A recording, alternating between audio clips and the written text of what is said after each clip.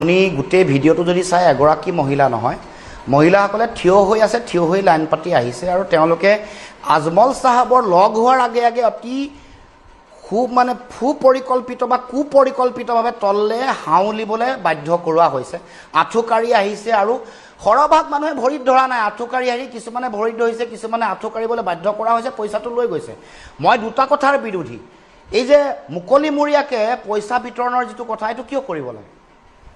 চক আজমল চাহাবে টকা পইচা দিয়াটো সকলোৱে ভাল পাইছে, আমিও প্ৰশংসা কৰিছোঁ। আৰু কেৱল মাত্ৰ আজমল চাহাবে নহয়, আজমল চাহাবৰ বেছি পইচা আছে কাৰণে বেছি দিছে। কম পইচা থকা মানুহেও গৈছে। বহু মানুহ এতিয়াও মোৰ ওচৰতে কিছু পৰিয়াল বহি আছে, তেওঁলোকে 10টা পৰিয়াল মিলাই তেওঁলোকে 10 লাখ টকাৰ সামগ্ৰী লৈ তাত বিলাইছে। মই পইচা পাতি দিয়া গুৱাহাটীৰে মই আজমল চাহাবৰ এই ঘটনাটো হোৱাৰ এদিন আগৰ ঘটনা মই কৈছোঁ। গুৱাহাটীৰ এগৰাকী ব্যৱসায়ীয়ে 30 লাখ টকা বিলাইছে, 5,05,000কে সকলোকে দিছে। তেওঁতো ককুত পাব্লিচিটি কৰা নাই। তিনিচুকীয়াৰ এগৰাকী ব্যৱসায়ী মোৰ চিনাকি, মোলৈ ফোন কৰিছে, মই দদাইদেউ বুলি কওঁ, মোক ভতিজা বুলি ফোন কৰি কৈছে যে মই এনেকৈ 5,000কে মই 10 লাখ টকা দিলোঁ দেই ভতিজা, ক'ত দিলোঁ বোলে বেতবাৰী তেতবাৰী। কিন্তু আপোনালোকেতো গম নাপায়। কিন্তু এইটো যিটো পইচা মুকলিমূৰীয়াকৈ দিয়াৰ যিটো বেহা, এইটো কেতিয়াও কোনো কাৰণতে কোনো সন্মানজনক কথা হোৱা নাই। দিছে, ভাল পাইছোঁ। 2,000, 5,000, 1,000 নালাগে, 50,000কে দিয়ক, আমি ভাল পাম। আৰু ইয়াত সকলো মানুহে দিছে, কেৱল মাত্ৰ আজমল চাহাবে নহয়, যাৰ বেছি আছে তেওঁ বেছিকৈ দিছে, যাৰ কমকৈ আছে তেওঁ কমকৈ দিছে, যাৰ নাই তেওঁ দিবলৈ চেষ্টা কৰিছে। কোনোবাই শ্ৰম দিছে, কোনোবাই কঠীয়া দিছে, কোনোবাই বেলেগ বেলেগ ধৰণে দিছে। চবৰে মৰ্যাদা একে হোৱাটো দৰকাৰ। কাৰোবাক আপোনালোকে বেছি পইচা দিছে কাৰণে তেওঁক বিৰাট প্ৰশস্তি কৰিব। ইউটিউবাৰ আহিছে,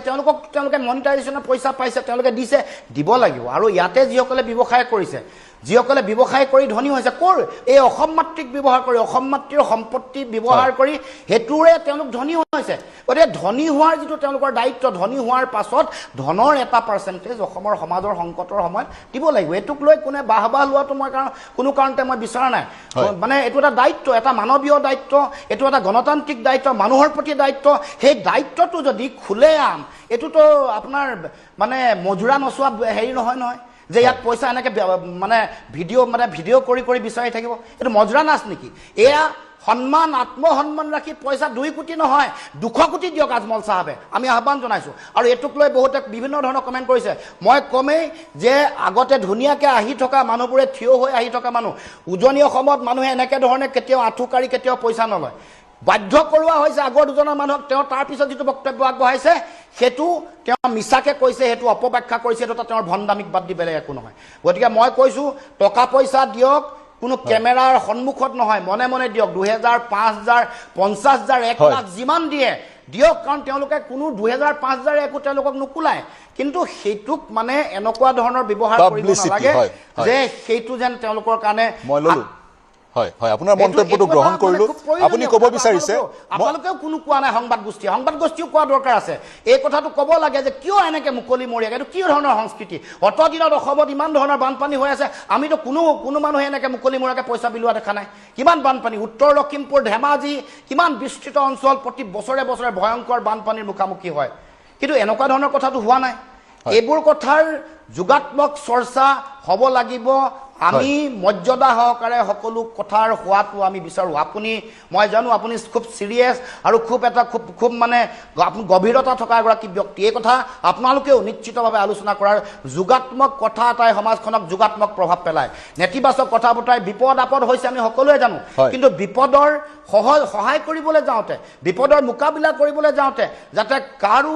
কোনো ধৰণৰ আত্মমৰ্যাদা, সন্মান যাতে লাঘৱ নহয়, এইটো কথা মূল কথা। হয়, মই আপোনাক ৰখাব লাগিব, সময় কম কাৰণে আপোনাক ৰখাব লাগিব। আপুনি যি কথা কৈছে মই যদি সামাৰাইজ কৰোঁ, আৰ্তজনৰ স্বাভিমান আৰু মৰ্যাদাক আমি কেতিয়াও আঘাত হানিব নালাগে। আমি পৰিলক্ষিত কৰিছোঁ আজমল চাহাব বা বহু ইউটিউবাৰে মুকলিকৈ ধন বিতৰণ কৰিছে। সেই ধন বিতৰণৰ ভিডিঅ' কৰি পুনৰ সেই ভিডিঅ'বোৰ আপলোড কৰিছে, মনিটাইজ একাউণ্টত আপলোড কৰিছে। গতিকে বিতৰণ কৰক, ধন সাহায্য দিয়ক, কিন্তু এনেধৰণেৰে ধন বিতৰণ কৰি কাৰোবাৰ স্বাভিমান আৰু আত্মসন্মানত আঘাত হানিব নালাগে। আমি মনত ৰখা উচিত, শিৱসাগৰত কেতিয়াও আনকালে বানপানী হোৱা নাছিল, এইবাৰ হ'ল। তেনেধৰণৰ বিভীষিকাৰ সন্মুখীন যিকোনো মানুহ হ'ব পাৰে ধন্যবাদ জ্ঞাপন কৰিছোঁ লুৰিণজ্যোতি গগৈ আমাক এইখিনি সময় দিয়াৰ কাৰণে তাৰ সমান্তৰালে উজনি অসম আপোনাৰ কৰ্মভূমি উজনি অসম আপোনাৰ ৰাজনৈতিক কৰ্মভূমি সেই অঞ্চলৰ লোকসকলক পাৰ্যমানে সহায় কৰক আমিও সহায় কৰিছোঁ যিমান পাৰোঁ সেই স্থানলৈ গৈছোঁ তেওঁলোকক পুনৰ স্বাভাৱিক এটা জীৱন দিয়াটো আমাৰ অংগীকাৰ হোৱাটো উচিত সেই চিন্তাৰে আপোনাক এৰিছোঁ মই আন সকলৰ ওচৰলৈ যাম সমীৰণ আছে আমাৰ সৈতে সাধাৰণ সম্পাদক সদৌ অসম ছাত্ৰ সন্থা সমীৰণ আপোনাৰ ওচৰলৈ আহিছোঁ লুৰিণ ধন্যবাদ সমীৰণ আপোনাৰ ওচৰলৈ আহিছোঁ এতিয়াও কিন্তু শিৱসাগৰত পানী ওলাই যোৱাৰ ৰাস্তা মুকলি হোৱা নাই আপুনি শিৱসাগৰৰ নিবাসী ছবিখন আপোনাৰ চকুৰ সন্মুখতে আছে আপুনি অবিৰত গতিত নিয়োজিত হৈ আছে সেই সকল লোকক সহায় কৰিবলৈ তেওঁলোকৰ ঘৰখন যাতে তেওঁলোকে ঘূৰাই পায় আৰু ঘৰখন যদি বিধ্বস্ত হৈ গৈছে পুনৰ শূন্যৰ পৰা এখন নতুন ঘৰ নিৰ্মাণৰ কাৰ্যত ব্ৰতী হৈছে গতিকে 21 দিনৰ পিছৰ ছবিখন আপোনাৰ পৰা জানিব বিচাৰিম দাদা যিদিনা 19 তাৰিখৰ দিনা পানী সোমাইছিল আৰু 19 তাৰিখৰ পৰা আজি 11 তাৰিখ পৰ্যন্ত বহু অঞ্চল এতিয়াও বানৰ প্ৰবলতে আছে আৰু বানৰ কবলত থকা যিসমূহ অঞ্চল সেই অঞ্চলসমূহলৈ এতিয়াও যাতায়াত সুগম হৈ উঠা নাই মানুহৰ ঘৰ এতিয়াও এয়াটো পানীৰ তলতে আছে আৰু যিবিলাক ঘৰ এই গোটেই 3টা সপ্তাহ জুৰি পানীৰ তলত আছে সেই ঘৰসমূহ বাসগৃহৰ অনুপযোগী হৈ পৰা পৰিলক্ষিত হৈছে এতিয়া মূল কথাটো হৈছে আমি এইখিনি সময়ত প্ৰত্যেকগৰাকী মানুহৰ ওচৰত প্ৰথম কেইটা দিনত আমি সকলো ব্যস্ত আছিলো যে কাৰোবাৰ ওচৰতে এটুপি খোৱা পানী কাৰোবাক উদ্ধাৰ কৰি আনিব লাগে কোনোবা যদি অসুখীয়া ব্যক্তি আছে তেওঁক চিকিৎসালয়লৈ প্ৰেৰণৰ ব্যৱস্থা কৰিব লাগে তাৰ সমান্তৰালভাৱে তাৰ পৰৱৰ্তী পৰ্যায়ে তেওঁলোকৰ খাদ্য পাতিৰ পৰা আৰম্ভ কৰি বিষয়বিলাকত আমি জড়িত হলো তাৰ পাছত লাহে লাহে যেতিয়া পৰিস্থিতি ক্ৰমাৎ কিছু উন্নত হ'ল সম্পূৰ্ণ এতিয়াও স্বাভাৱিক পৰিৱেশ আমাৰ মাজলৈ ঘূৰি অহা নাই আৰু ঘূৰি আহিব পৰা পৰিৱেশটো হয়তো আৰু 4-5 দিনত আহিব যদিহে মাজত বৰষুণ হয় তেতিয়াহ'লে পৰিস্থিতিটো আৰু কিছু বেয়ালৈ গতি কৰাৰ সম্ভাৱনা আছে বহু স্থানত এনেকুৱা হৈছে যিবিলাক আমাৰ পানী ওলাই যোৱা আউটলাইন আছিল য'ত সৰু সৰু নদী আছিল বা সৰু সৰু জান আছিল সেই জানসমূহ ইতিমধ্যে কোনো লোকে প্ৰতিতাত বাসগৃহ নিৰ্মাণ কৰিলে বা কোনো লোকে যাবৰ কাৰণে পথ নিৰ্মাণ কৰিলে সেই গোটেইবিলাক অবিজ্ঞানসন্মতভাৱে অপৰিকল্পিতভাৱে হোৱা কাম কাজৰ ফলত আজিৰ তাৰিখত এই যে পানীটো বানৰ মূল ঢল পাৰ হৈ যোৱাৰ পাছত এই যে মানুহ ভুক্তভোগী হৈ আছে ভুক্তভোগী হৈ থকাৰ কাৰণবোৰ আমি মানুহবোৰ কৰবাত নিজে এই কথাবিলাকৰো আমি পৰ্যালোচনা কৰাৰ প্ৰয়োজন আছে তাৰ লগে লগে এই যিটো পানীৰ ঢল আহিল যিটো প্ৰলয়ংকৰী বানৰ সমস্যাই সমগ্ৰ ৰাজ্যক জোকাৰি গ'ল 3খন জিলাৰ মানুহক চুই গ'ল সেই তাৰ প্ৰকৃত কাৰণটোনো কি সেই প্ৰকৃত কাৰণটো বিচাৰিবৰ কাৰণে কিন্তু আমি এতিয়ালৈকে এখন সমিতি গঠন হোৱা নেদেখিলো আমি সদৌ অসম ছাত্ৰ সন্থাই ৰাজ্য চৰকাৰৰ মুখ্যমন্ত্ৰী ডাঙৰীয়া প্ৰধানমন্ত্ৰী ডাঙৰীয়ালৈ আমি চিঠি লিখিছিলো যে তেওঁলোকে বিশেষজ্ঞ সমিতি গঠন কৰক বিশ্ববিদ্যালয় ডিব্ৰুগড় বিশ্ববিদ্যালয় গুৱাহাটী IIT গুৱাহাটী বিশ্ববিদ্যালয় সকলোৰে প্ৰতিনিধি লওক পৰিৱেশবিদ লওক আৰু যিসকল লোক এই গোটেই বিষয়বস্তুবোৰৰ লগত জড়িত জলবায়ুৰ সৈতে সম্পৰ্ক থকা যিসমূহ বিষয়ৰ লগত জড়িত মানুহ আছে সেইবিলাক ব্যক্তিক লৈ এখন সমিতি কিন্তু আজিলৈকে গঠন কৰা পৰিলক্ষিত নহল তাৰ সমান্তৰালভাৱে আলোচিত হৈ থকা কথাবোৰ হ'ল যে কিলা খনন শিলৰ খনন এই সকলোবিলাক বিষয়ৰ মূল প্ৰকৃত সত্যটোতো আমাক লাগিব আজি ঢল আহিল শিৱসাগৰত কেতিয়াও বানপানী হোৱা নাছিল এনেকুৱা ধৰণে মানুহে হৃদয় উজাৰি সহায় কৰিছে প্ৰত্যেকগৰাকী হৃদয়বান ব্যক্তিক আমি ধন্যবাদ জ্ঞাপন কৰিছো সকলো দল সংগঠন অনুষ্ঠান প্ৰতিষ্ঠান হৃদয়বান ব্যক্তি সকলোৱে সহায় কৰাৰ বাবে চৰকাৰী সাহায্য পৰ্যাপ্ত নাছিল পৰৱৰ্তী সময়ত জনসাধাৰণে যেতিয়া হাতে কামে লাগিল তেতিয়াহে মানুহে সকাহ পাবৰ কাৰণে সক্ষম হ'ল কিন্তু পুনৰ ঢল আহে তেতিয়া আমাৰ কি হ'ব এই যে ঘৰবিলাকলৈ ঘূৰি যাব নোৱাৰা পৰিৱেশটো হ'ল এই পৰিৱেশটোৰ পৰৱৰ্তী পৰ্যায়ত কি হ'ব এতিয়া 15,000 টকাৰ এবাৰ যেতিয়া মুকলি কৰি দিলে চৰকাৰী সাহায্য সেই সাহায্যক লৈ বিসংগতি হোৱাৰ পৰৱৰ্তী পৰ্যায়ত এতিয়া চৰকাৰে ছাৰ্ভে আৰম্ভ কৰিছে মানুহ যাব সমীক্ষা কৰিব কি কি মানুহৰ ক্ষয়ক্ষতি হ'ল তাৰ বুজ ল'ব আৰু সেই বুজ লোৱাৰ পৰৱৰ্তী পৰ্যায়ত মানুহক যিখিনি দিবলগীয়া আছে ক্ষতিপূৰণ দিব এতিয়া মানুহক আমি যুজাই আছো ক'ত 15,000 টকাটো কোনে পালে নাপালে তাক লৈ আমি যদি আন্দোলনৰ পথ লৈ থাকো তেতিয়াহ'লে পৰৱৰ্তী পৰ্যায়ত মানুহে আহিব লগা সময়খিনিত এটা মাহ আমাৰ গ'লেই আহিব লগা সময়ত আমি কেতিয়া স্বাভাৱিক জীৱনলৈ ঘূৰি যাব পাৰিম কেতিয়া আমি নিজৰ সংস্থাপনমুখী কাম কাজবিলাক আৰম্ভ কৰিব পাৰিম নেপালী খুঁটিৰ গোটেই গৰু উটি গ'ল আন স্থানতো পশুধন প্ৰভাৱিত হ'ল পশুধন উৰি গ'ল পশুধন বিভিন্ন স্থানত উটি গুচি গ'ল সেই সকলোবিলাক স্থানৰ মানুহবিলাকে যিটো নিজৰ এটা উপাৰ্জনৰ সম্বল আছিল সেই সম্বলবোৰ হেৰুৱাই পেলালে আৰু এতিয়া তাৰ লগে লগে আলোচনা কৰাৰ বিষয় আছে যে বহু ব্যৱসায় প্ৰতিষ্ঠান ক্ষতিগ্ৰস্ত হৈছে সেইসকল ব্যৱসায়ী কেনেকুৱা ধৰণে ক্ষতিপূৰণ দি তেওঁলোকক সেই ব্যৱসায়টো কৰি পুনৰ চলি থাকিব পৰা এটা পৰ্যায়লৈ আনিব পৰা যাব সেই কথা বতৰাবোৰ কিন্তু আলোচনা হোৱা নাই প্ৰকৃত সত্যটো আমাক লাগিব চৰকাৰে বিশেষজ্ঞ সমিতি গঠন কৰিব লাগিব বিশেষজ্ঞ সমিতিয়ে তাৰ প্ৰতিবেদন দিব লাগিব প্ৰতিবেদন ৰাজহুৱা হ'ব লাগিব সেই বিষয়বোৰলৈ আমি যোৱা উচিত আৰু তাৰ লগে লগে যিসকল লোক এতিয়াও ঘৰলৈ যাব পৰা নাই দাদা এতিয়াও দুৰ্ভাগ্যজনকভাৱে মানুহবিলাকে বৰষুণ বতাহ বৰষুণৰ মাজতো ৰাজপথত তেওঁলোকে ত্ৰিপালৰ তলত থাকিব লগা এটা দুৰ্বিষহ পৰিৱেশ, য'ত পশুধন মানুহ একেলগে থাকিব লগা এটা পৰিৱেশ, আমি স্বাস্থ্যজনিত বিষয়বিলাকত যিবিলাক গুৰুত্ব দিব লগা কথা বতৰা আছে, মেডিকেল টিম আহিছে বিভিন্ন স্থানৰ পৰা, কিন্তু বহু স্থানলৈ লোকৰ যোগাযোগৰ কৰবাত বিসংগতিৰ বাবে হয়তো বহু স্থানলৈ লোক এতিয়াও গৈ পাবলৈ সক্ষম হোৱা নাই। মেডিকেল টিম, মই বাকী সাহায্যৰ কথা কোৱা নাই, কিন্তু এই পৰিৱেশটো যে বিৰাজমান হৈছে, চৰকাৰৰ আন্তঃগাঁথনিৰ কিছু অভাৱ হৈছে, গোটেই কথা বতৰাবোৰৰ পৰ্যালোচনা লাগিব। পানীয়ে আমাক এনেকুৱা ধৰণে আহিব লগা দিনতো প্ৰভাৱিত কৰিব নেকি, এই কথা বতৰাবোৰ আমি আলোচনা কৰিব লাগিব। এই আলোচনাটো আমি এটা পোষকতা কৰিছো। আমি আশা কৰিম যে আপোনালোকে সংবাদ মাধ্যমৰ যোগেদিও সেই কথা বতৰাবিলাকৰ প্ৰচাৰ প্ৰসাৰ কৰিব, যাতে যিবিলাক বিষয়, যিটো মূল বিষয়, যিটো প্ৰকৃত সত্য, কিহৰ বাবে পানী আহিল সেই কথাটো কিন্তু আমাক লাগিব। কিহৰ বাবে পানী আহিল সেই কথাটো আমাক লাগিব। আৰু আমি বিভিন্ন সময়ত বিভিন্ন কথা পাতি আছো, বিশেষকৈ নাগালেণ্ডৰ সৈতে লগ লাগি, নাগালেণ্ডৰ সৈতে সমন্বয় ৰক্ষা কৰি আমি বেচিন অথৰিটি এটা, ৰিভাৰ বেচিন অথৰিটি এটা গঠন কৰিব লাগে। কাৰণ নাগা পাহাৰত যদি পাহাৰ কাটে অসমে কি কৰিব, তেনেধৰণৰ মন্তব্য আমি ৰজাঘৰীয়াৰ পৰা শুনিবলৈ পাইছোঁ। গতিকে তেনেধৰণৰ যদি নাগালেণ্ডক জড়িত কৰিব লাগে, তেওঁলোকৰ সৈতে মিলি আমি তেনেধৰণৰ অথৰিটি এটা গঠন কৰিব লাগে। বা আপুনি যি অসমৰ বিশেষজ্ঞৰ কথা ক'লে, আমি ভূপেন গোস্বামী, ডক্টৰ ভূপেন গোস্বামীৰ নাম বাৰম্বাৰ লৈ আছোঁ। তেওঁ বিশ্ববিখ্যাত এগৰাকী বতৰ বিজ্ঞানী। তেওঁ নেচাৰত তেওঁৰ প্ৰবন্ধ প্ৰকাশ পাইছে, তেওঁৰ আন ছায়েন্স নামৰ জাৰ্নেলখনত প্ৰবন্ধ প্ৰকাশ পাইছে, আৰু অসমৰ এনেধৰণৰ পৰিৱেশবোৰক লৈ তেওঁ গৱেষণা বিভিন্ন কৰি থৈছে। কিন্তু এতিয়ালৈকে চৰকাৰে তেওঁৰ সৈতে যোগাযোগ কৰি তেওঁৰ পৰা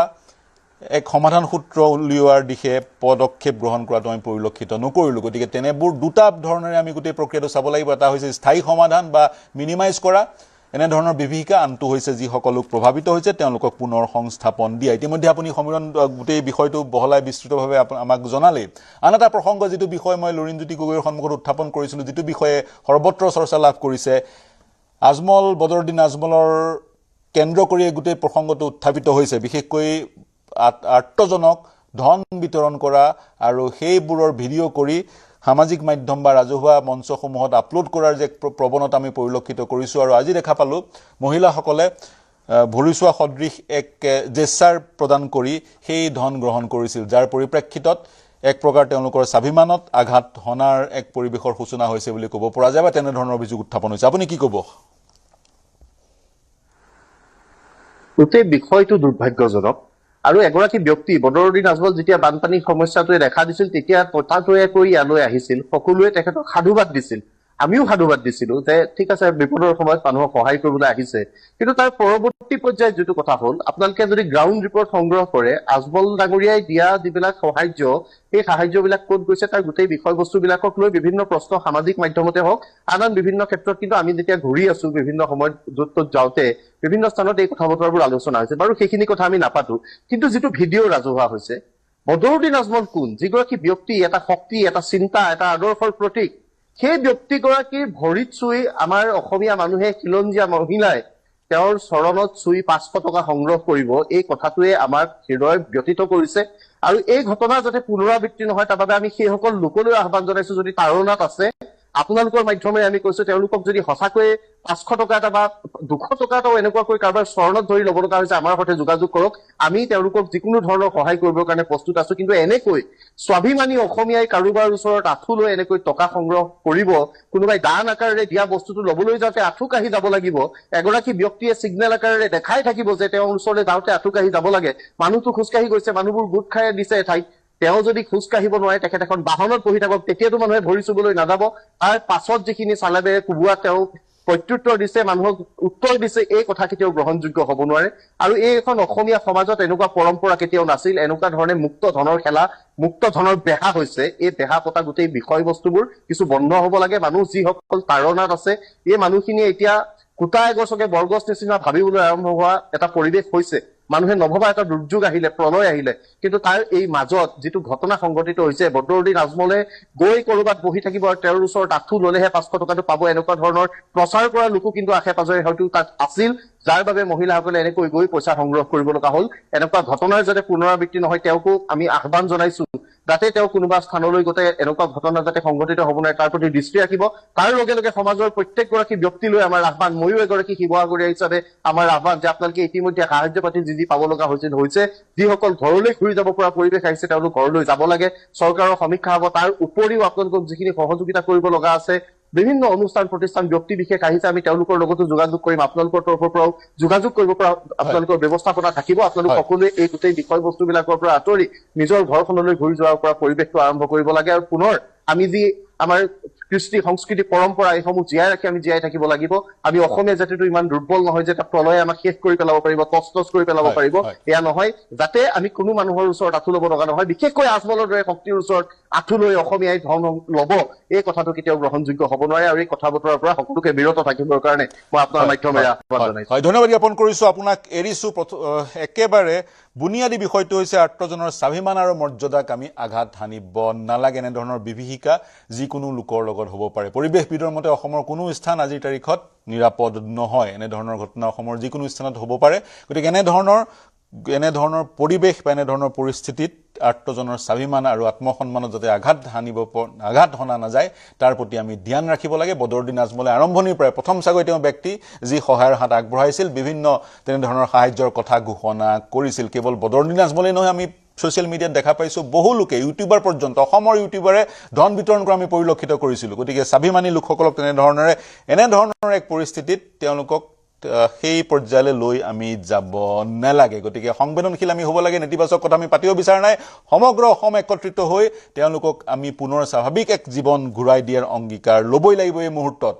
মই যাব বিচাৰিছো মই পংকজ পাঠকো সংযুক্ত হৈ আছে তেওঁৰ ওচৰলৈ যাম কিছু সময় অপেক্ষা কৰিবলৈ মই অনুৰোধ জনাইছো মই প্ৰেম টাঙাৱৰ পৰা তেওঁৰ তাৎক্ষণিক প্ৰতিক্ৰিয়া লৈ মই পংকজ পাঠক ডাঙৰীয়া আপোনাৰ ওচৰলৈ যাম ষ্টুডিঅ'টো আছে অতিথি তেওঁলোকৰ ওচৰলৈ যাম মই প্ৰেম টাঙাং আপোনাৰ ওচৰলৈ আহিব বিচাৰিছো আপুনি ইতিমধ্যে নেপালীখুটি অঞ্চলত ঘৰ নিৰ্মাণৰ প্ৰক্ৰিয়াত নিমজ্জিত হৈছে জানিব বিচাৰিম সেই ঘৰসমূহ কিমান নিৰ্মাণ হ'ল প্ৰক্ৰিয়াটো কিমান দিন কিমান আগবাঢ়িছে কেইটা ঘৰ নিৰ্মাণ হ'ল আৰু সেই ঘৰবোৰত বানবিধ্বস্ত লোকসকল বানত আক্ৰান্ত লোকসকল ঘূৰি অহাৰ পৰিৱেশৰ সূচনা হৈছেনে তামাং ডাঙৰীয়া হয় পাঠদা আমি যোৱা 19 তাৰিখে যেতিয়া বানপানী হ'ল আৰু 21 তাৰিখে পোনপ্ৰথমভাৱে আমি গোৰ্খা উন্নয়ন পৰিষদৰ তৰফৰ পৰা আমি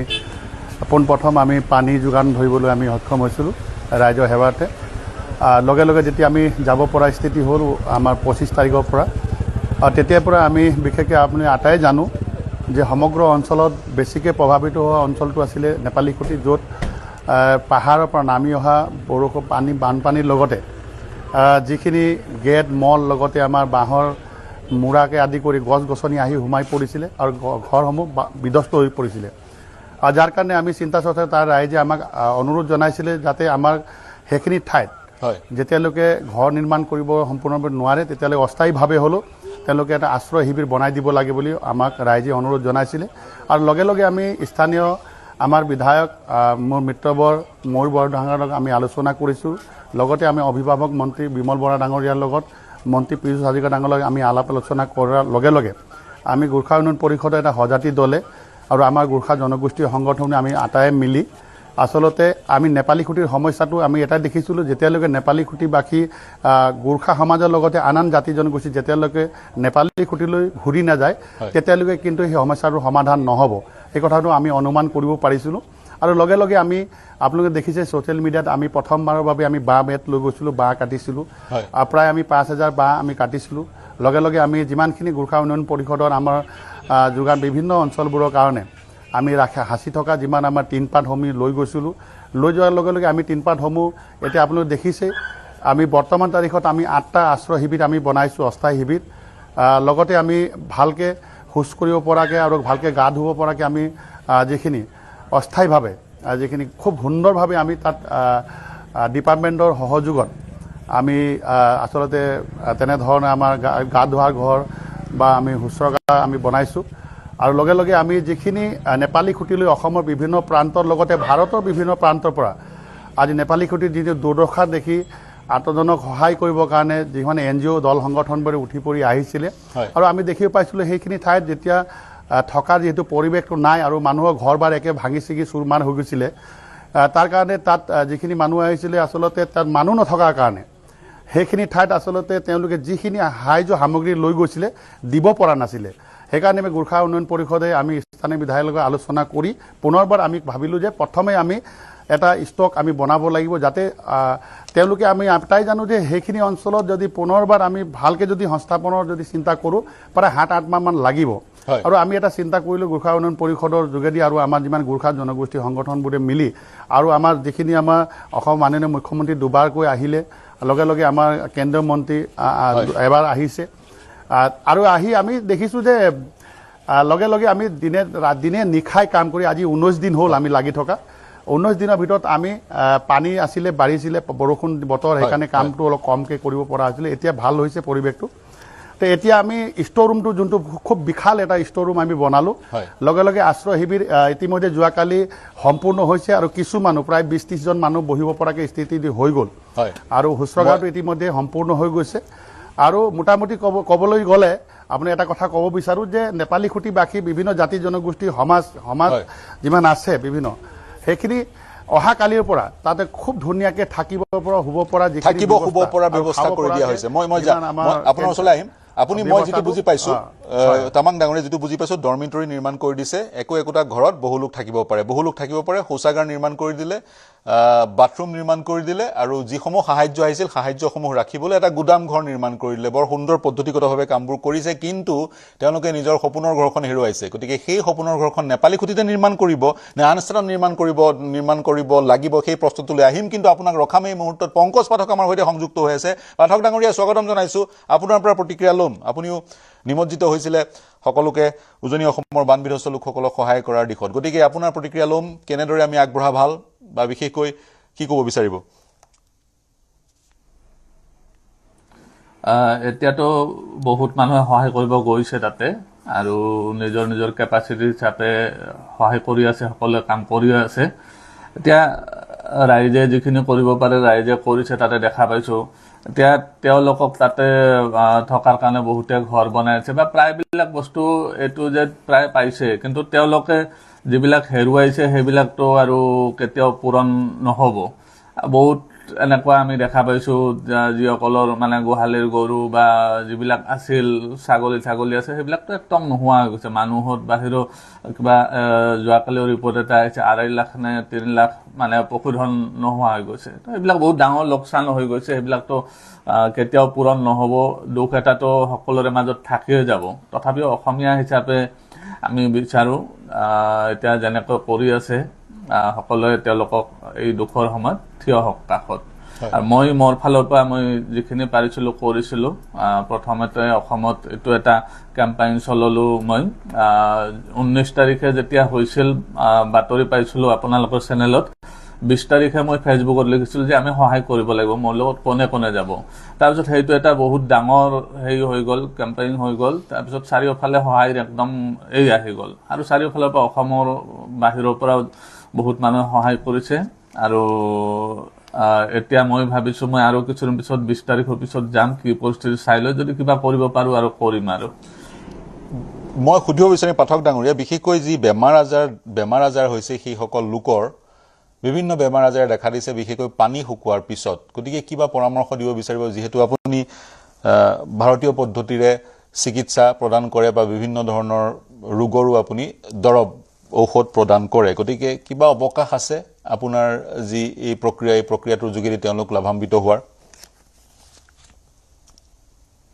এনে পানীৰ বহুত তাতে ফিল্টাৰ কৰাৰ ব্যৱস্থা কৰিছে তথাপিও যদি ক'ৰবাত যদি ফিল্টাৰৰ ব্যৱস্থা নাথাকে তেওঁলোকে সাধাৰণতে আমি যি বালি হিল আদিৰে ফিল্টাৰ কৰোঁ সেই ফিল্টাৰ কৰিব পাৰে পানীত যদি আমি অকণমান যদি চূণ মিহলি কৰি দিওঁ বা ফিটকিৰি মিহলি কৰি দিওঁ এনে সেইটো পৰিষ্কাৰ হৈ যায় বীজাণু বেয়া বীজাণু থাকিলে সেইটো গুচি যায় তো তেনেকৈ পানীটো খাব পাৰে কিন্তু তাতে এতিয়া বহুত ঠাইত মানে হয়তো দমকল চমকল বা কুঁৱা চোৱাৰ অহা 6-7 মাহলৈকে তেওঁলোকে একো ব্যৱস্থা কৰিবই নোৱাৰিব 6-7 মাহলৈকে এনেকুৱা ঠাইত হয়তো তেওঁলোকে কিনা পানী বা এই বটলৰ পানীয়ে খাই থাকিব লাগিব যেন লাগিছে কাৰণ সেইবিলাক সহজতে পৰিষ্কাৰ নহ'ব যিবিলাক অলৰেডি ডুব গৈছে আৰু পানী একদম কিছুমান ঠাইত বন্ধ হৈও আছে নিষ্কাশনৰ জাগা নাই সেইবিলাকত অলপ সমস্যা হ'ব তো তেওঁলোকে যদি আপোনালোকে দমকলৰ পানী উলিয়াব পাৰিছে বা কুঁৱাৰ পানী উলিয়াব পাৰিছে তো অলপ ফিল্টাৰ কৰি বা তাতে চূণ বা অলপ ফিটকিৰি মিহলাই যদি খাব পাৰে তেতিয়াহ'লে বীজাণুমুক্ত হ'ব আৰু হয় সেই ধৰণে কৰিব লাগিব বিগত 20 তাৰিখে যোৱাৰ যি পৰিকল্পনা কৰিছে কি কাম আপুনি কৰিব ইতিমধ্যে সাহায্য প্ৰদান কৰিলে আপুনি আপোনাৰ যি সেই পদক্ষেপ অভিযানলৈ ৰূপান্তৰ হ'ল বুলি আমাক জানিবলৈ দিছে আপুনি 20 তাৰিখে বা অনাগত সময়ত চাওক যি ধৰণে লোক প্ৰভাৱিত হৈ আছে আজিও যি ধৰণে বানাক্ৰান্ত হৈ আছে লোক বা পানীত শিৱসাগৰ বিভিন্ন অঞ্চল ডুবি আছে এক দীঘলীয়া প্ৰক্ৰিয়া হ'ব তেওঁলোকক আমি পুনৰ স্বাভাৱিক জীৱন ঘূৰাই দিয়াৰ দিশলৈ যেতিয়া যাম গতিকে পিছৰ পৰ্যায়ত আপুনি কি কৰাৰ পৰিকল্পনা কৰিছে এতিয়া 20 তাৰিখৰ পিছত গৈ যি মানে সমস্যা থাকে ধৰক কাৰোবাৰ কিবা ঘৰ বনাব পৰা নাই বা কাৰোবাৰ কিবা পঢ়া শুনাত অসুবিধা হৈছে বা কাৰোবাৰ ধৰক বহুত এনেকুৱা আছিল দুজনী ছাগলী পোহপাল কৰি চলি আছিল তেনেকুৱা পৰিয়ালবিলাকত মই উলিয়াই যিখিনি পাৰোঁ মোৰ ফালৰ পৰা সহায় কৰাৰ কাৰণে চেষ্টা কৰিম এনেকুৱা মোৰ তাতে এতিয়াও আজিও ফোন আহিছে যে আমাৰ দুজনী ছাগলী আছিল এই ছাগলীজনী উটি গ'ল আমাৰ এটা চলাৰ অসুবিধা হৈ গৈছে তো তেনেকুৱা মানুহবিলাকক মই বিচাৰি উলিয়াই সহায় কৰাৰ কাৰণে যিখিনি পাৰোঁ চেষ্টা কৰিম আৰু হয় সহায় কৰাৰ চেষ্টা কৰিব ধন্যবাদ জ্ঞাপন কৰিছোঁ সেই ধৰণেৰে পংকজ পাঠক সদৃশ বহু লোক ওলাই আহিছে সহায় কৰিবলৈ আমি চিনাক্ত কৰিব লাগিব কাক কি প্ৰয়োজন কাৰোবাক যদি এজনী ছাগলী প্ৰয়োজন সেই ধৰণেৰে আমি তেওঁলোকক সাহায্য প্ৰদান কৰিব লাগিব গতিকে চিনাক্তকৰণ বা ছাৰ্ভে খুবেই গুৰুত্বপূৰ্ণ পংকজ পাঠক ডাঙৰীয়া আপোনাক ধন্যবাদ জ্ঞাপন কৰিছোঁ আমাৰ সৈতে এইখিনি সময় সংযুক্ত হোৱাৰ কাৰণে পুনৰ আপোনাৰ সৈতে সংযুক্ত হ'ম এতিয়া মই ষ্টুডিঅ'লৈ আহিব বিচাৰিম আৰু প্ৰেম তামাং আপোনাক কিছু সময় অপেক্ষা কৰিবলৈ অনুৰোধ জনাম সেই প্ৰশ্নটোৰ উত্তৰ আপোনাৰ পৰা ল'ব বিচাৰিম মই ষ্টুডিঅ'লৈ আহিছোঁ ষ্টুডিঅ'ত সদিচ্ছা নামৰ যিটো এনজিঅ'ৰ দুগৰাকী সভানেত্ৰী আৰু সম্পাদিকা আমাৰ সৈতে সংযুক্ত হৈ আছে মৌৰী দত্ত মনালিছা বৰুৱা তেওঁলোক দুবাৰ নেপালী খুটি লৈ গ'ল আৰু মই পুনৰ কৈছোঁ এনেধৰণৰ যিবোৰ বিভীষিকা বানপানীয়ে হওক বা অন্যান্য তেনেধৰণৰ বিভীষিকাবোৰত সকলোতকৈ প্ৰভাৱিত হয় শিশু আৰু নাৰী আৰু নেপালী খুটি বা বিহু বড়ো ইয়াৰ ব্যতিক্ৰম নাছিলে গতিকে আপোনালোকৰ পৰা জানিব বিচাৰিম প্ৰথমবাৰ গৈ আপোনালোকৰ কি অভিজ্ঞতা হ'ল বা কি কৰিলে সেই বিষয়ে ময়ূৰ দত্তই আমাক অৱগত কৰিছিলে দ্বিতীয়বাৰ গৈ কি দেখিলে প্ৰথমবাৰ যি আপোনালোকে সাহায্য আগবঢ়াইছিলে সেই সাহায্যৰ লাভালাভ তেওঁলোকে উঠাব পাৰিলে নিশ্চয় দ্বিতীয়বাৰ কি দিয়াৰ অৱকাশ আপোনালোকে পালে তেওঁলোকক কেনেধৰণে আপোনালোকে তেওঁলোকক সহায় কৰাৰ অৱকাশ পায় মূলতঃ মহিলাসকলক আৰু শিশুসকলক মনালিছা বৰুৱা প্ৰথম পৰ্যায়টো আমি যিখিনি ময়ূৰ দত্তই কৈছে কবাৰ দ্বিতীয় পৰ্যায়ত আমি যিখিনি মহিলাসকলৰ মানে কাপোৰ কানি নাইকিয়া হৈছিলে মানে আমি যিটো দেখি আহিছিলোঁ জিৰ' আপুনি অলপ আগতে কৈছে জিৰ' হৈ গৈছিলে সকলো পিন্ধিবলৈ কাপোৰ নাই গতিকে আমি দ্বিতীয় পৰ্যায়ত কাপোৰ কানি আৰু বিশেষকৈ ব্লিচিং পাউডাৰ ফেনাইল এইবোৰ বহুত প্ৰয়োজন হৈছিলে গতিকে দ্বিতীয় পৰ্যায়ত আমি তেনেকুৱাখিনি বস্তু দিবলৈ চেষ্টা কৰিছিলোঁ তাৰ লগতে মানে মহিলাসকলৰ আমি কিছুমান মানে আমি যিহেতু মহিলাৰ কাৰণে স্বাস্থ্যৰ কাৰণে কাম কৰি আহিছিলোঁ যিটো ঋতুস্ৰাৱৰ সময়ত মহিলাসকল সাংঘাতিক মানে হেৰি দেখি আহিছিলোঁ নেপালী খুটিত যেতিয়া আমি প্ৰথম পৰ্যায়ত গৈছিলোঁ ৰাস্তাত আছিলে চকু পানী ওলাই গৈছিলে দিছোঁ চেনিটাৰী নেপকিন দিছিলোঁ এনেকুৱা এটা পৰ্যায় আহিছিলে এজনী ছোৱালী সেই সময়ত তেখেতৰ সেইটো অৱস্থাত আছিলে তাইৰ কোনো ব্যৱস্থা নাছিলে প্ৰথম মই গৈ পেলাই কৈছিলোঁ কাৰোবাক চেনিটাৰী নেপকিন কাক লাগে ছোৱালীজনী মানে এনেকৈ আছে আপুনি মানে কি কৰিবে দৃশ্যটো যদি মই এতিয়া ভাবোঁ মোৰ গা নোম শিয়ৰি যায় মানে কি হয় যেতিয়া গম পাইছে যে মই ষ্ট্ৰেফি এটা নিছোঁ ছোৱালীজনী যিটো ধৰণে আহিছে মানে হাবাথুৰি খাই আহে যে বস্তুটো ল'বলৈ আঁকোৱালি লৈছে মানে তাৰপিছতে তাৰ এগৰাকী আৰু এগৰাকী আহিছে মানে কৈছে বাইদেউ আপোনালোকে ইমান ভাল হেৰি বস্তু এটা আনিছে মই কাইলৈৰ পৰা মই ভাবি আছোঁ আমাৰ কাপোৰ কানিও নাই এইটো সময়ত মহিলা এগৰাকীক চাফ চিকুণতাক যিখিনি প্ৰয়োজন হয় কিমান ভালকৈ গা ধুবলৈ পানী নাই চেঞ্জ কৰিবলৈ কাপোৰ এযোৰ নাই গতিকে আমি ভাবিলোঁ এইখিনিৰ লগতে কাপোৰ কানিখিনিও মহিলাৰ প্ৰয়োজন হ'ব তাৰ উপৰি আৰু এটা হৈছিলে এটা বাচ্চা ল'ৰা বাইকজনী বহি আছে সেইটো তেনেকুৱা সমস্যাই হৈছে কাৰণ এতিয়া বাচ্চাটো আহি কৈছে মোৰ বাৰ কাৰণে লাগে আমি যেতিয়া বিলাই আছোঁ তাৰমানে এনেকুৱা তেতিয়া আমি ভাবিলোঁ যে আমি চেনিটাৰী নেপকিন আৰু দিব লাগিব চেনিটাৰী নেপকিনৰ লগতে মহিলাসকলৰ কাপোৰৰ বহুত প্ৰয়োজন হৈছিলে গতিকে কাপোৰ কানিখিনি আমি ছেকেণ্ড পৰ্যায়ত আমি দিছিলোঁ লগতে আমি ফেনাইল ডেটল তাৰপিছতে যিখিনি প্ৰথমখিনি দিলে গম পালোঁ প্ৰথম পৰ্যায়ৰ আৰু দ্বিতীয় পৰ্যায়ত পাৰ্থক্য কি দেখিলে আপোনালোকে প্ৰথম পৰ্যায়টো বহুত বেয়া আছিলে দ্বিতীয় পৰ্যায়ত অকণমান ইম্প্ৰুভ হৈছে কাপোৰ কানি আছিলে খাদ্য সামগ্ৰীও অলপ আগতকৈ পোৱা হৈছিলে তেওঁলোকে পানী পাইছিলে প্ৰথম অৱস্থাটো পানী পোৱা নাছিলে পিছৰ ছেকেণ্ড পৰ্যায়ত পানী পাইছে গতিকে প্ৰথম পৰ্যায়তকৈ দ্বিতীয় পৰ্যায়ত বহুখিনি হেৰি দেখিছিলোঁ মানে মোৰ মনলৈ আৰু এটা প্ৰশ্ন আহে ময়ো সেইসমূহ স্থানলৈ গৈছিলোঁ দীৰ্ঘদিন 6-7 দিনমান আছিলোঁ যিহেতু দীৰ্ঘদিন মই থকা নাছিলোঁ তেওঁলোকৰ মানসিক অৱস্থাৰ বৰ বেছি বুজ ল'ব মই পৰা নাছিলোঁ বিশেষকৈ মহিলাসকলৰ আৰু শিশুসকলৰ যি মানসিক তাৰতম্য এটা ঘটিব তেওঁলোক ডিপ্ৰেশ্যনতো ভোগাৰ আশংকা থাকিব কিন্তু পাৰে আপোনালোকে কি দেখিছিল চাওক 21 দিন নিজৰ ঘৰটো বিশেষকৈ শিৱসাগৰবাসীৰ যদি কথা কওঁ 21 দিন ঘৰটো পানীৰ তলত ঘৰলৈ যাব পৰা নাই ক'ৰবাত অস্থায়ীভাৱে আছে গতিকে মানসিক যিটো স্থিতি সেইটো আপোনালোকে কি দেখিছিল মহিলাসকলৰ মানে এতিয়া সঁচা কথা ক'বলৈ গ'লে যেতিয়া মানে এইটো অৱস্থাত প্ৰথম অৱস্থাত তেওঁলোকে ৰাস্তাত আছে ধৰক হেৰি কৰি আছে কিন্তু তেওঁলোকৰ প্ৰথম অৱস্থাত এতিয়াহে তেওঁলোকৰ বেছি মানসিক হেৰিটো হ'ব মই ভাবো কাৰণ তেতিয়া মানে তেওঁলোকে মানে ধৰক এনেকুৱা লাগে যেন বস্তু আহিছে ল'ব লাগে তেওঁলোকৰ মানসিকটো সেইটো আছে বস্তু আহিছে ল'ব লাগে তেওঁলোকে সেইটো সময়ত চাগে অন্য চিন্তা কৰিব পৰা অৱস্থাত নাছিলে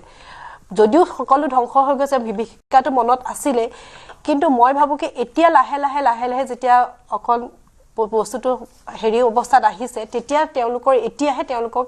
মানসিক ভাবে লাহে ভাগি পৰিব যেহেতু প্ৰথম অৱস্থাত বস্তু দি আছে মানুহে লৈ আছে এখন বজাৰৰ নিচিনাই হৈছিল ধৰক অকলটো এটা জায়গাৰ পৰা যোৱা নাই বিভিন্ন অসমৰ প্ৰত্যেক জায়গাৰ পৰা মানুহে নিজৰ জায়গাৰ পৰা বিভিন্ন ধৰণে সহায় কৰিছে গতিকে আমি যেতিয়া গৈছো মানুহবোৰ হাঁহি দৌৰি আহিছে ল'বলৈ আহিছে মানে তেনেকুৱা ধৰণৰ দেখিছিলো প্ৰথম মেলা সদৃশ পৰিৱেশ কিন্তু মই ভাবো এতিয়াতো আমি দ্বিতীয় পৰ্যায় গৈ আহিলো এতিয়া আমি তৃতীয় পৰ্যায়ত যাম কিন্তু ভাবি এতিয়া তৃতীয় পৰ্যায়ৰ পিছত এতিয়াহে মানুহখিনি যেতিয়া ধৰক ঘূৰি যাব নিজৰ যেতিয়া দেখিব ঘৰখনৰ লাহে গোটাবলৈ যাব এতিয়া তেওঁলোকৰ মানসিকভাৱে অলপ চিন্তা চৰ্চা কৰাটো মানসিক মই সেইটোৱে কৈ আছো যিসকল লোক গৈছে সাহায্য দিছে ঘূৰি আহিছে দায়িত্ব তাতে শেষ নহয় এবছৰ মানলৈকে পৰ্যায়ক্ৰমে গৈ থাকিব নহয় জানো এতিয়া প্ৰেম তামাঙে কৈছে ডৰমিটৰি বনাই দিছে কিন্তু প্ৰতিটো পৰিয়ালক একোটা ঘৰ লাগিব নহয় জানো কি কয় হয় মই মূৰি দত্ত আপোনাৰ ওচৰলৈ আহিছো আপোনাৰ প্ৰতিক্ৰিয়া ল'ম দ্বিতীয়বাৰ আপোনালোকক গ'ল আপোনাৰ অভিজ্ঞতা কি ক'ব বিচাৰিব অভিজ্ঞতাটো তাত নিজে যি স্বচক্ষে দেখে সেয়া আমাৰ অভিজ্ঞতাটো দুৰ্বিষহ কিন্তু আমাৰ অভিজ্ঞতাতকেও তেওঁলোকৰ অৱস্থা বেছি দুৰ্বিষহ আৰু যিহেতু মৰ্যাদাৰ কথা ওলাইছে মই এটা কথা মানে ক'ব খোজো সাহায্য প্ৰদানকাৰী আৰু যি সাহায্য গ্ৰহণ কৰিছে তেওঁলোকৰ ক্ষেত্ৰত যে যেতিয়া কোনোবাই আমাৰ বস্তুখিনি লৈছে তেতিয়া আমি এই কথাটো মনত ৰাখিব লাগিব যে এয়া কোনো ধৰণৰ মানে আপোনাৰ এটা দুৰ্যোগ হয় এই বস্তুটো যেতিয়া আমি দিছো হয়নে আৰু যেতিয়া যিসকলে লয় এইটো কিন্তু মানে সেই সময় দুই পক্ষ মনত ৰাখিব লাগিব যে এইটো ভিক্ষা নহয় আৰু এইটো এক সাহায্য আৰু তাৰমানে তেনেকুৱা ধৰণৰ কথা আচলতে চাগৈ মনত নথকাৰ কাৰণে ক'ৰবাত অকণমান ভুল বুজাবুজি হৈছে কোনোবা ক্ষেত্ৰত আৰু দাৰিদ্ৰ নহয় দাৰিদ্ৰৰ কাৰণে তেওঁলোকে হাত পতা নাই তেওঁলোকে হাত পাতিছে আজি অভাৱনীয়ভাৱে এক দুৰ্যোগ আহিছে এই দুৰ্যোগ আজি কাৰ জীৱনলৈ আহে আমি কেতিয়াও ক'ব নোৱাৰো যেহেতু মৰ্যাদাৰ কথাটো বাৰে ওলাই আছে মই কৈ লৈছো এইটো কথা আৰু আমি আচলতে প্ৰথমতে আমি যেটো নেপালী খুঁটিৰ ফালে গৈছিলো সন্তকৰ ফালে গৈছিলো তাতটো মানে নেপালী খুঁটিৰ আমি ভিতৰত সোমাব পৰা নাছিলো কাৰণ আমি 25 জুলাইত গৈছিলো তেতিয়া ৰাস্তাই নাছিলে সেইফালে আৰু কিছুমান ঠাইত 2 নম্বৰ কুৱেৰি য'ত আমি প্ৰথমখান গাড়ী বুলি তেওঁলোকে কৈছে আৰু বিহুবৰ থানাৰ অঞ্চল এটাটো ক'লে যে আমি প্ৰথম গৈছো আৰু আপুনি এটা খুব ভাল কথা কৈছে যে এই মানুহখিনি শিল খননৰ লগত জড়িত আমি সেই মানুহখিনি কিন্তু লগ পাইছো আমি গৈছো কেম্পাত যিখন গাড়ীত শিল কঢ়িয়াই খনিৰ পৰা শিল কঢ়িয়াই আনে মূল ৰাস্তাৰ পৰা বহু দূৰ ভিতৰলৈ তাত একো নচলে যিটো ভয়ংকৰ ৰাস্তাত গৈছো গতিকে তেওঁলোকক বেলেগ ধৰণে সংস্থাপিত কৰিব লাগিবই কিন্তু তেওঁলোক সেই সংস্থাপনৰ কাৰণে তেওঁলোকক কিন্তু মানে প্ৰস্তুত কৰিব লাগিব কাৰণ সেই মানুহখিনি বহু দিনৰ পৰা সেই শিলৰ কুৱেৰিৰ লগতে জড়িত হৈ আহিছে গতিকে হেতু চৰকাৰৰ দায়িত্ব থাকিব তেওঁলোকক কেনেকৈ প্ৰস্তুত কৰে আৰু যেটো মানসিক অৱস্থাৰ কথা কৈছে মনালিসাই যেটো কৈছে প্ৰথম অৱস্থাত হয়তো তেওঁলোকে হেতু সম্ভালিব পৰা নাই যেটো ধাক্কা বুলি কয় মানে যে আজি মোৰ ঘৰবাৰী নাইকিয়া হৈ গ'ল প্ৰথম আপোনাৰ সমস্যা কি অন্ন বস্ত্ৰ বাসস্থান আৰু সকলোতকে অন্নৰ ভিতৰত পানী টোপা লাগিব গতিকে মানুহ সেই সময়ত ব্যস্ত আছিল কেনেকৈ পানীখিনি লওঁ কেনেকৈ মই পিয়াহ গুছাও মোৰ সন্তানক গুছাও পিয়াহ গুছাও মোৰ ঘৰখনক গুছাও এগৰাকী মহিলা সদায় নিজৰ ঘৰখনক লৈ খুব মানে হেতুৰ লগতে তেওঁলোক জড়িত হৈ থাকে গতিকে তেওঁলোকৰ মানসিক অৱস্থাটো এতিয়া হ'ব যেতিয়া তেওঁলোকৰ সেই ঘৰখন যেতিয়া উটি গৈছে প্ৰতিটো বস্তু নোহোৱা হৈ গৈছে এই সময়ত আচলতে মানসিক স্বাস্থ্যৰ প্ৰতিও যথেষ্ট আমি লক্ষ্য ৰাখিব লাগিব আৰু শিশুসকল সদায় স্কুললৈ গৈছিলে বিদ্যালয়লৈ গৈছিলে কাৰোবাৰ আজি ইউনিফৰ্ম নাই গতিকে এটো মানে বহুত বেলেগ ধৰণৰ পৰিবেশ আৰু পৰ্যায়ক্ৰমে সকলোৱে সহায় কৰি যাব লাগিব আমি এটা তৃতীয় পৰ্যায়ৰ কাৰণে যাম কিন্তু এইটো নহয় যে আমি আকৌ নেযাম কাৰণ আমি চেষ্টা চলাইছো মানসিক চিকিৎসককো লৈ যাব হয় আমি এটা বিৰতি ল'ব লাগিব প্ৰেম তামাং আৰু পংকজ পাঠকো মোৰ সৈতে সংযুক্ত হৈ আছে এটা বিৰতি ল'ম আৰু আসল যেটো প্ৰত্যাহ্বান সেই প্ৰত্যাহ্বানটো এতিয়া আহিব আসল যেটো প্ৰত্যাহ্বান বৰষুণ যেতিয়া কমিব খৰালি কাল আৰম্ভ হ'ব খৰালি কালি আসল প্ৰত্যাহ্বানটো আহিব যিসকল লোক বানত বিধ্বস্ত হ'ল ঘৰখন হেৰুৱালে তেওঁলোকক এখন ঘৰ দিব লাগিব এক দীঘলীয়া প্ৰক্ৰিয়া মাল্টিপ্ৰং আমি এপ্ৰোচ এটা ল'ব লাগিব প্ৰথম কথা দিখৌ নদী বা ব্ৰহ্মপুত্ৰখনক কেনেকৈ আমি বন্দী কৰিম কেনেকৈ এনে ধৰণৰ বিভীষিকা বানপানী হ'বই পানীৰ ক্ষয়ক্ষতি কেনেদৰে মিনিমাইজ কৰিম কম কৰিম সেই দিশত কাম কৰিব লাগিব বিজ্ঞানসন্মতভাৱে আৰু যিসকল এইবাৰ আক্ৰান্ত হ'ল তেওঁলোকৰ স্বাভাৱিক জীৱন ঘূৰাই দিব লাগিব এই দুইটা উদ্দেশ্য আগত লৈ আমি আগবাঢ়িব লাগিব মই এটা বিৰতি লৈছো বিৰতিৰ পিছত পুনে পুনে প্ৰেম তামাং আৰু পংকজ পাঠক ডাঙৰীয়াৰ ওচৰলৈ যাম লৈছে এটা বাণিজ্যিক বিৰতি শীঘ্ৰে ঘূৰি আহিম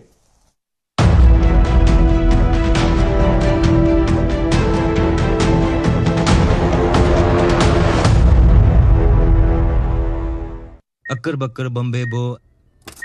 ঘৰত কোনটো টিএমটি লগাইছে माइथन स्टील আপোনাৰ ওপৰত ট্ৰাষ্ট কৰিব পাৰি ओके ষ্ট্ৰং মানে মাইথান ষ্টীল এয়া নিউজ 18 নেটৱৰ্ক আপুনি চাই আছে নিউজ 18 অসম নৰ্থ ইষ্ট সঠিক সময়ত শুদ্ধ খবৰ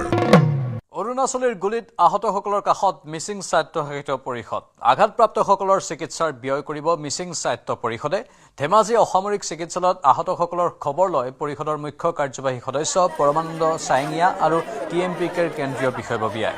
আজি এই ঘটনাত আহত আন 3 গৰাকী লোকক উন্নত চিকিৎসাৰ বাবে ডিব্ৰুগড়ৰ অসম চিকিৎসা মহাবিদ্যালয়লৈ প্ৰেৰণ কৰা হৈছে আজি ঘটনাস্থলীত চিআৰপিএফ মুতায়ন কৰাৰ সম্ভাৱনা গুলীচালনাৰ এই ঘটনাত জড়িত দোষীক কঠোৰ শাস্তি বিহাৰ দাবী মিছিং জাতীয় দল সংগঠনৰ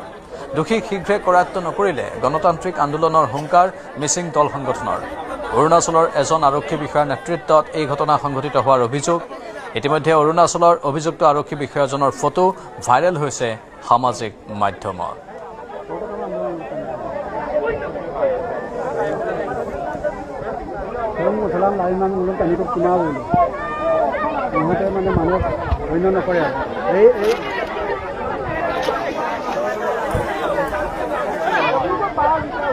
আজি জিলাখনত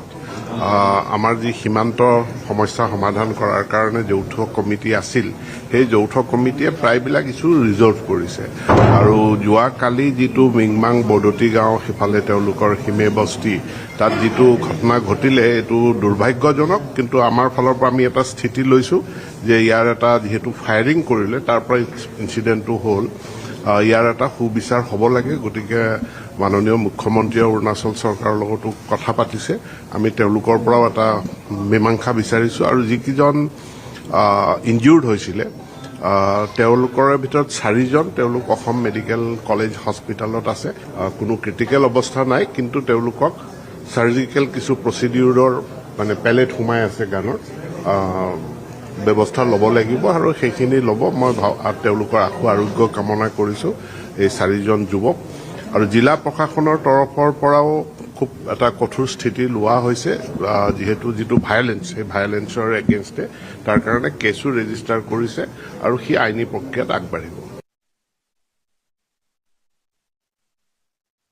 হঠাৎ কিয় এনেকুৱা পৰ্যায়লৈকে গৈছে বুজি পোৱা নাই কিন্তু ৰাতিৰ সন্ধিয়াৰ ভিতৰতে ইতিমধ্যে তেওঁলোকৰ মাজত এটা সমন্বয় হৈ গৈছে আৰু অলপ ভুল বুজাবুজি হৈছিল কিন্তু তেওঁলোকৰ মাজত ইতিমধ্যে দুই পক্ষৰ মাজত আলোচনা হৈ দুগৰাকী ব্যক্তি দুইফালে গুচি গৈছিল দুয়োলোকক আদান প্ৰদানো হৈছে খুব এটা এতিয়া পৰিৱেশ সুন্দৰভাৱে হৈ গৈছে আচলতে অলপ তাত চাগে মইতো সেই অঞ্চলত গৈ আহিছোঁ তাত কিন্তু আমাৰ অৰুণাচলৰ বাসিন্দা আৰু আমাৰ বাসিন্দাসকলৰ মাজত খুব ভাল সম্পৰ্ক হয় এটা মাটি লৈ এটা ডিসপুট আছিল কিন্তু তেওঁলোকৰ মাজত এই হিমে অঞ্চলত কিন্তু বৈবাহিক সম্পৰ্ক ইটো পৰিয়ালৰ লগত হিটোৰ সম্পৰ্ক তেনেকুৱা ধৰণৰ আত্মীয় সম্পৰ্ক আছে কি কাৰণত হঠাৎ হ'ল বুজি পোৱা নাই কিন্তু পিছত তেওঁলোকৰ মাজত মানে बक्कर बम्बे बो ঘৰত কোনটো টিএমটি লগাইছে माइथन स्टील আপোনাৰ ওপৰত ট্ৰাষ্ট কৰিব পাৰি ओके ষ্ট্ৰং মানে মাইথান ষ্টীল নমস্কাৰ প্ৰিয় দৰ্শক বিৰতিৰ পিছত সকলোকে পুনৰ স্বাগতম জনাইছোঁ 12 মিনিটমান সময় আছে মই প্ৰেম তামাং আপোনাৰ ওচৰলৈ পুনে পুনে গৈছোঁ আপোনালোকে অস্থায়ীভাৱে ঘৰ নিৰ্মাণ কৰি দিলে কিন্তু সেই সকল লোকক পুনৰ স্থায়ী এক ঘৰ নিৰ্মাণ কৰি দিব লাগিব এতিয়া মোৰ প্ৰশ্নটো বিশেষজ্ঞসকলৰ লগত মই বহুবাৰ কথা পাতিছোঁ সেই অঞ্চললৈ গৈছিলোঁ য'ত যি অঞ্চল একেবাৰে নিশ্চিহ্ন হৈ গৈছে সেই অঞ্চলতে পুনৰ ঘৰ নিৰ্মাণ কৰাটো কিমান যুক্তিসংগত হ'ব বা আপোনালোকে জনিং কৰি য'ত সেই বিভীষিকাৰ পুনৰাবৃত্তি নঘটাৰ সম্ভাৱনা আছে, সেই স্থানত ঘৰ নিৰ্মাণৰ প্ৰক্ৰিয়াটো আগবঢ়ালে ভাল হয় বুলি বিশেষজ্ঞই ক'ব বিচাৰে। আপুনি কি ক'ব ঘৰৰ প্ৰসংগটোৰ সন্দৰ্ভত আপোনাৰ মন্তব্যলৈ আন বিষয়লৈ যাম।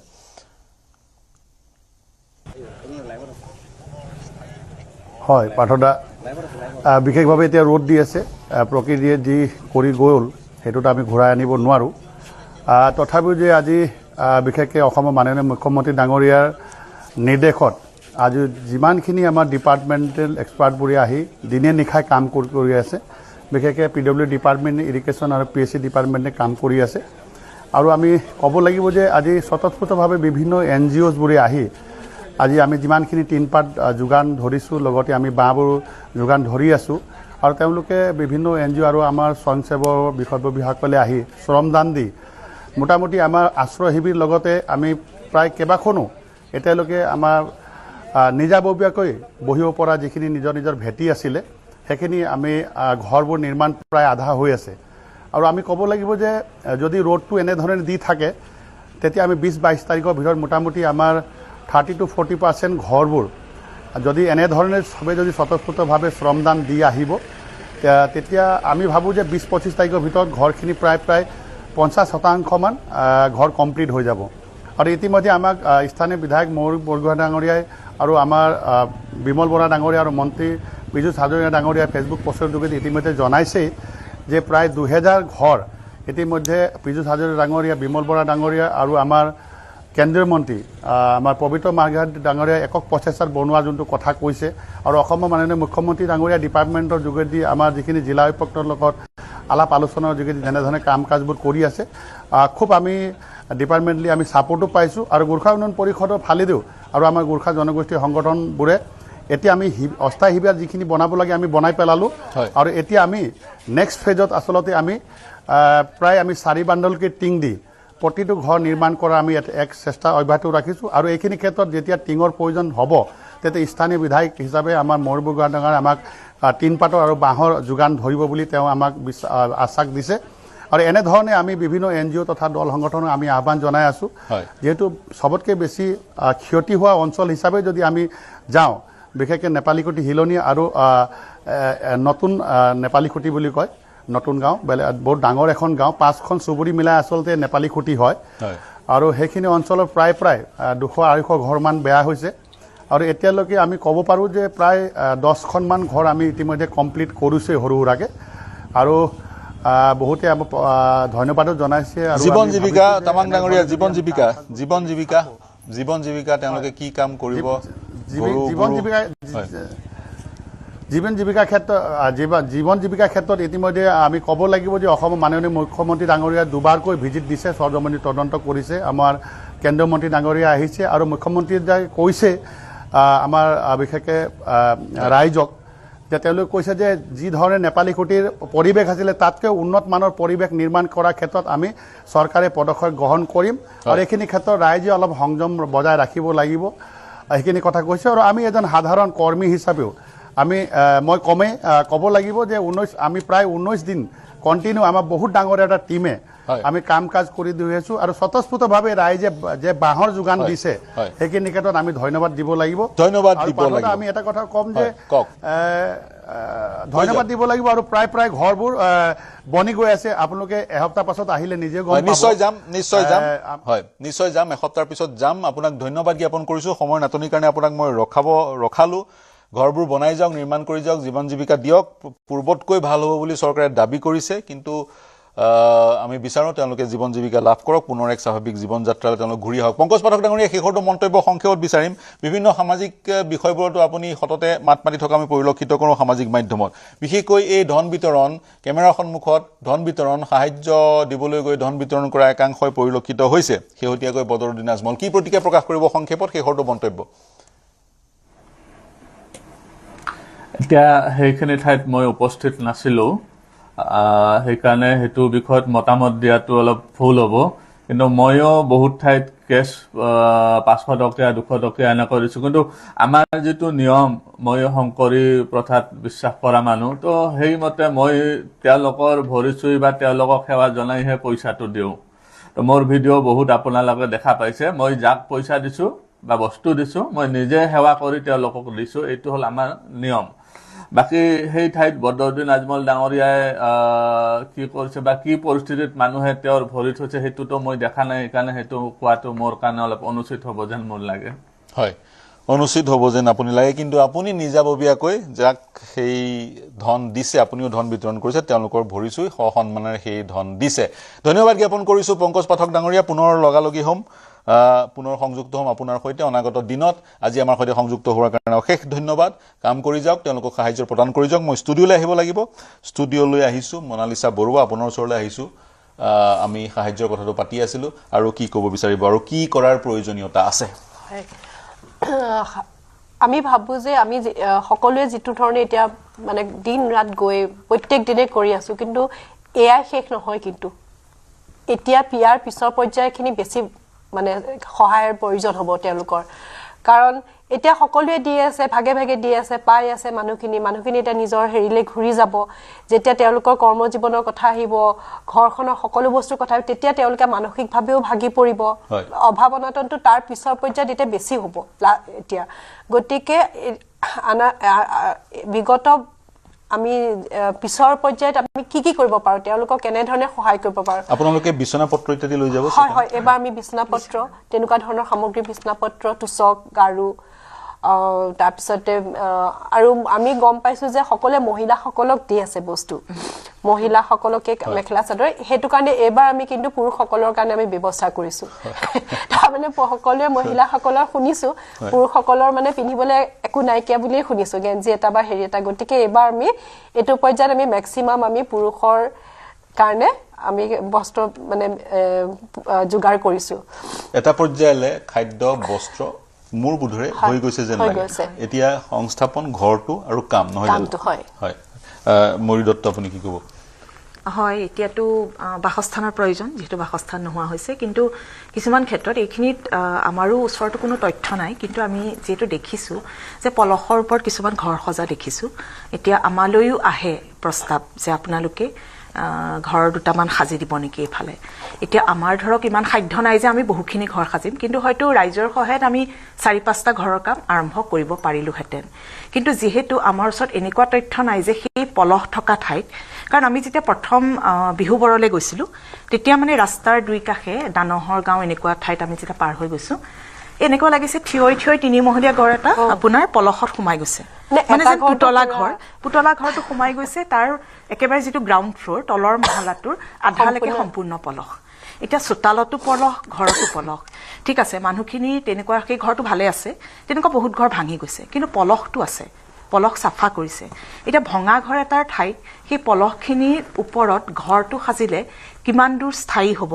এই বিষয়ে তাৰ মানে মই বহুজনক সুধিও তেনেকুৱা ভাল মানে ধৰক মতামত পোৱা নাই কোনোবা ধৰক সমিতিৰ লগতো আমাৰ যোগাযোগ হোৱা নাই যি আমাক এই বিষয়ে তথ্যটো দিব গতিকে এই বিষয়টোতো অকণমান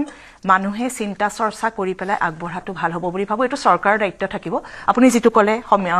যিটো দৰিণজ্যোতি গগৈয়ে কৈছে যে এখন সমিতি লাগে যি সমিতিয়ে ক'ব যে এই পলসখিনিত আৰু এটা ঘৰ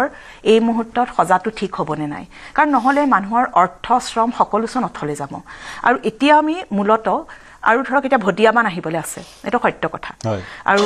কোনো ঠাইত মাথাউৰি নাই আৰু এনেকুৱা ধৰণে বানটো আহিলে যে আমাৰ কোনো ধৰণৰ আমাৰ তাত কোনো আগতীয়া বতৰা নাছিলে 1 ছেকেণ্ডৰ ভিতৰতে বানে সকলো শেষ কৰি দিছে নহয় জানো গতিকে এই বস্তুসমূহ আমি অকমান চিন্তা চৰ্চা কৰি পেলাই অকমান দীৰ্ঘকালীন পৰিকল্পনা যদি লওঁ তেতিয়াহ'লে অসমৰ ৰাইজ আৰু চৰকাৰ মিলি পেলাই এই ক্ষেত্ৰত এটা উপায় ওলাব বুলি আমি ভাবোঁ হয় আৰু দীৰ্ঘ অৰ্থাৎ অনাগত প্ৰায় 1-1.5 বছৰ ধৰি তেওঁলোকৰ ওচৰলৈ চাগৈ সাহায্য যিসকলে প্ৰদান কৰিছে তেওঁলোক গৈ থাকিব লাগিব আৰু ইতিমধ্যে বিশেষজ্ঞ আজি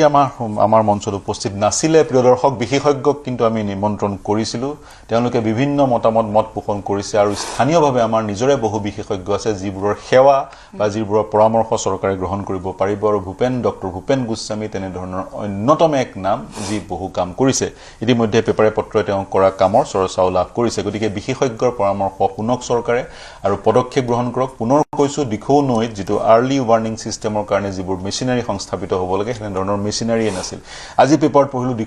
দিখৌ নৈত মথাউৰি নিৰ্মাণ কৰিব ভোগদৈ নৈখন শুকাই যোৱাৰ কাৰণে ৰাইজে চিন্তা কৰিছিল সেই ভোগদৈ নৈখনে এতিয়া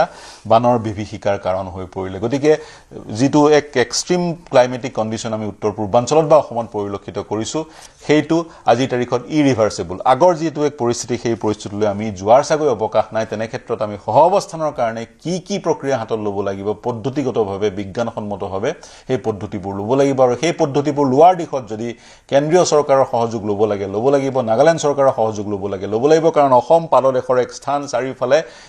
হিমালয়ান ৰেঞ্জ হিয়া নাগালেণ্ডেই হওক বা অৰুণাচলেই হওক আৰু সেই হিমালয় পাহাৰবোৰৰ পৰা পানী নামি আহিব পানীৰ সৈতে শিল আহিব বালি আহিব অসমৰ উপনৈ নদীসমূহ বাম হ'ব বামৰ ফলত বানপানী হ'বই গতিকে বানপানীৰ সৈতে সহঅৱস্থান কৰি একেবাৰে ন্যূনতম ক্ষয়ক্ষতি যাতে আমি নিশ্চিত কৰিব পাৰোঁ সেই দিশত আমি আগবাঢ়িব লাগিব এই চিন্তাৰে মই অনুষ্ঠান সামৰিছোঁ মোৰ সৈতে সংযুক্ত হোৱাৰ কাৰণে মৰি দত্ত